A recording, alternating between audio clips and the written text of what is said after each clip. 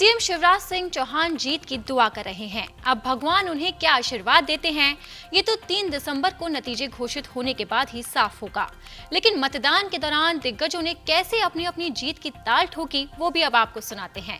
शिवराज सिंह चौहान से लेकर कमलनाथ और सिंधिया ने जीत की ताल ठोकी है। आज लोकतंत्र का महापर्व है। सबसे पहली अपील मेरी प्रदेश के मतदाता बहनों और भाइयों से यही है कि अपने मताधिकार का प्रयोग वो अवश्य करें। भारतीय जनता पार्टी की सरकार ने पिछले 18 वर्षों में प्रदेश के विकास के अभूतपूर्व काम किए हैं। बीमारू प्रदेश को विकसित राज्य बनाया है और अब हम मध्य प्रदेश को सर्वश्रेष्ठ राज्य बनाना चाहते हैं देश का। और इसलिए भारतीय जनता पार्टी जो प्रधानमंत्री नरेंद्र मोदी जी के मार्गदर्शन में प्रदेश में हमारी सरकार काम कर रही है। भारतीय जनता पार्टी को जनता अपना आशीर्वाद दे। दूसरी बात, हमने जो कल्याणकारी योजनाएं चलाई है उन्होंने लोगों की जिंदगी बदली है, समाज के हर वर्ग का कल्याण किया है।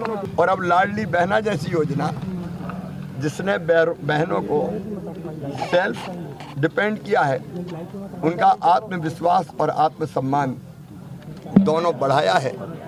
ऐसी अनेकों योजनाएं हैं जन कल्याणकारी। सिंचाई के रकबे में जो अभूतपूर्व वृद्धि हुई है उससे मध्य प्रदेश की अर्थव्यवस्था पूरी तरह से बदली है। अब इन कामों को लगातार जारी रखने के लिए मेरी जनता जनार्दन से प्रार्थना है कि भारतीय जनता पार्टी को वो अपना आशीर्वाद दें। केवल 3 चीज़ें मैं आपको बताना चाहता हूँ। अब तक जो किया है जनता वो जानती है। आगे जो हमारी प्राथमिकताएं हैं, क्योंकि जो हमने संकल्प पत्र घोषित किया है वो गारंटी है मोदी जी की भी, भारतीय जनता पार्टी की गारंटी है। मोदी जी का नेतृत्व और मार्गदर्शन हमको प्राप्त है। लेकिन जो काम हम करने वाले हैं उनमें पहला, लाडली लक्ष्मी से लाडली बहना और लाडली बहना से अब लखपति बहना योजना। मैं अंतरात्मा से ये कह रहा हूँ कि बहनों की आमदनी कम से कम 1 लाख रुपया सालाना हो, उसको हम लखपति बहना मानेंगे। और यह संभव नहीं है, 15 लाख बहनें सेल्फ हेल्प ग्रुप के माध्यम से लखपति दीदी बन चुकी है। बीजेपी का पूरा प्रयास, पुलिस, पैसा और प्रशासन, इनके पास यही बचा है। अब आखिरी घंटों में इसका प्रयास कर रहे हैं कि किसी तरह, कल पूरे दिन शराब बांटी है, पैसा बांटा है, सबने मुझे तो वीडियो भेजे। एक ने आके तो मुझे वीडियो कॉल करी और दिखाया कि क्या हो रहा है। सिलवानी बेगमगंज में भी एक कार्यकर्ता का सिर फाड़ दिया था, वो शराब पैसे बांटने से रोकने के लिए गया था। हिंदू उत्सव समिति का अध्यक्ष रहा है वो बेगमगंज का। हाँ बिल्कुल, ये तो सब कर रहे हैं। देखो, ये तो अब जब कोई और उपाय नहीं बचा, अभी इंदौर 1 में ये झगड़ा प्रसाद थाने में किया। मैंने अभी कमिश्नर से बात करी है।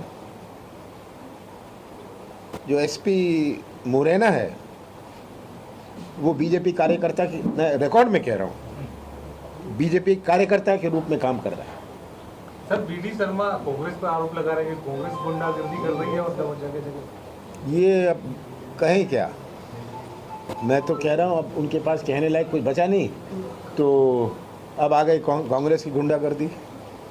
कोई एक उदाहरण है जहाँ कांग्रेस की गुंडागर्दी है? सर, कई जिला निर्वाचन अधिकारी कलेक्टरों से आपकी बात हुई है? बहुत सारों से हुई, कल से हो रही है। मतदान सबसे बड़ा कार्य प्रजातंत्र में नागरिक का होता है।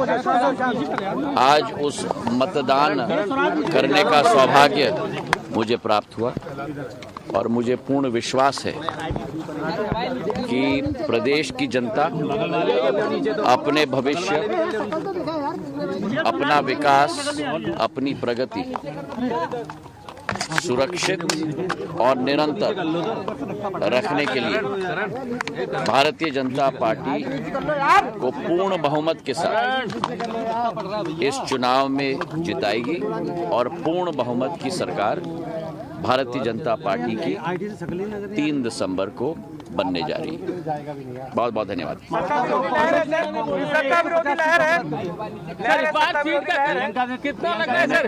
मैंने कहा है पूर्ण बहुमत की सरकार हमारी बनेगी। मैंने सदैव कहा है मैं ज्योतिष नहीं हूँ, मैं सीट्स का नंबर कभी नहीं देता, लेकिन पूर्ण बहुमत की सरकार भारतीय जनता पार्टी की अवश्य जनता के आशीर्वाद के साथ ही बनने जा रही है। पार्टी बदल सर, जिम्मेदारी वही है।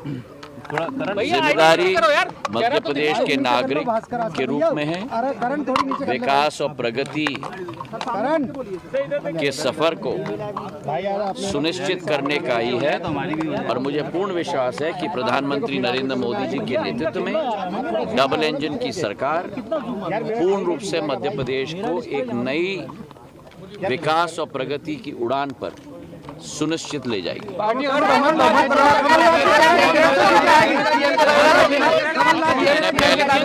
मैंने पहले से ही कहा है मैं सीएम के रेस में नहीं हूँ, ना मैं कभी था ना आज हूँ। आप लोगों ने बार बार मुझे पूछा है, 2013 में भी, 18 में भी और आज भी पूछ रहे हैं।